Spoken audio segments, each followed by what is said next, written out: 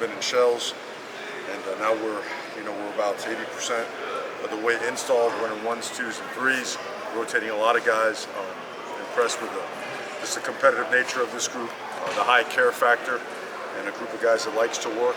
A lot of stuff to iron out, but certainly the want to and the level of effort and the level of physicality in practice is getting better and better. And we look forward to a great scrimmage on Saturday. Questions, please. Yesterday was the first day of full pads. Just how do you feel like that was, just taking that next step?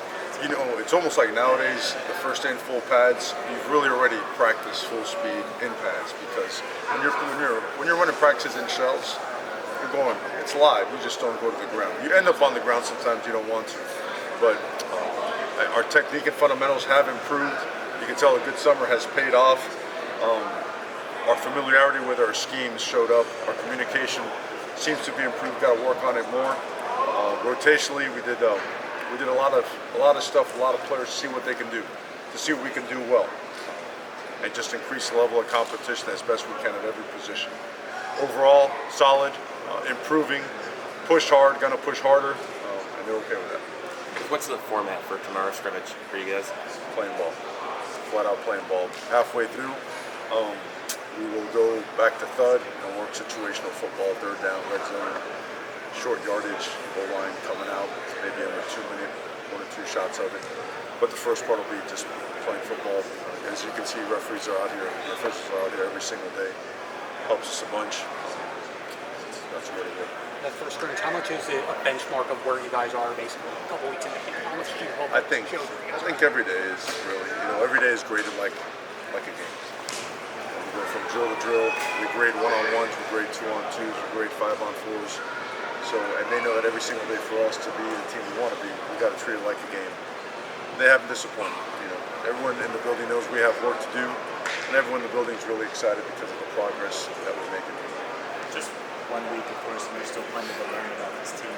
How do you feel like the depth is looking for this year's team compared to the first couple of years? No, it's better. It is. It's better. We feel like we have significant improvement in a lot of areas, particularly the line of scrimmage on both sides of the ball. Really the front seven. At DB we're probably right where you need to be. You'd always like 1 or 2 more, but it's where it needs to be. And the other positions, tight end, running back, wide receiver, you're at the number that you with the 85 scholarship rule, so we're going to go to 105. So things change. Competitive depth, there's, I'd say, at least in 6 or 7 positions, there are enough guys with the 2s that are pushing guys with the 1s. And we're going to keep rotating those guys in. We want to find out who can do what in certain situations. So overall, there's a lot of progress in that particular area. Mesidor is a guy that Coach Mario highlighted yesterday. How's he performing during his first week? Really well. You see the Mesidor that was here, that arrived here a couple of years ago before the injury, probably with an extra 10 pounds of muscle.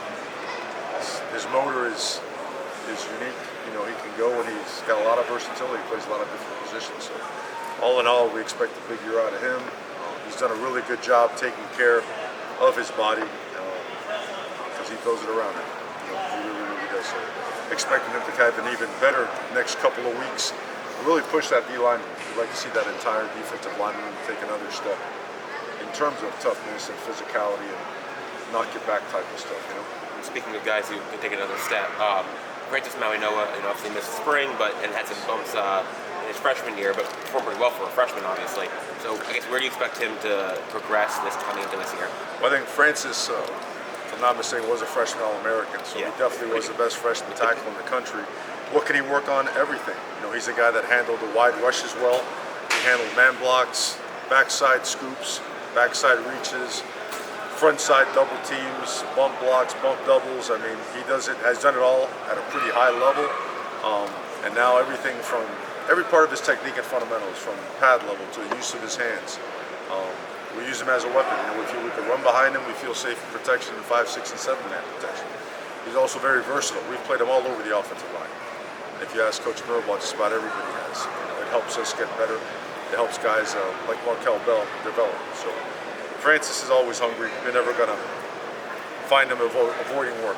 He's always going to find some work, and he knows he has to get better, and he is getting better. How was Mark Fletcher look throughout the first couple weeks coming back? Good. He's probably taken 35–40% of the load of a regular practice. He looks completely normal. Everything is done from a precautionary stance to make sure that we do it the right way. Time is the best healer for injuries like of that sort.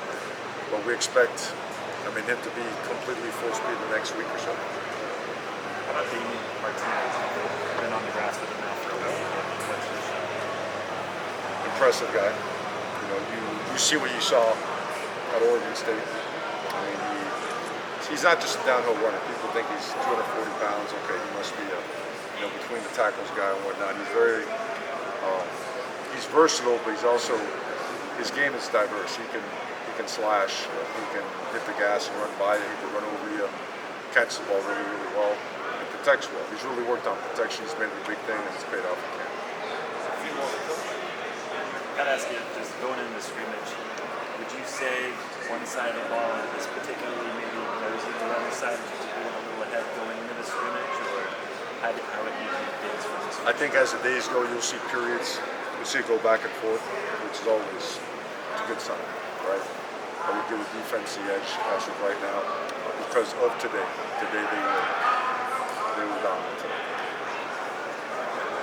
Coach, who would you say is really the vocal leaders that you've seen kind of emerge here in fall camp? Two best leaders right now that are leaders because they're men of action.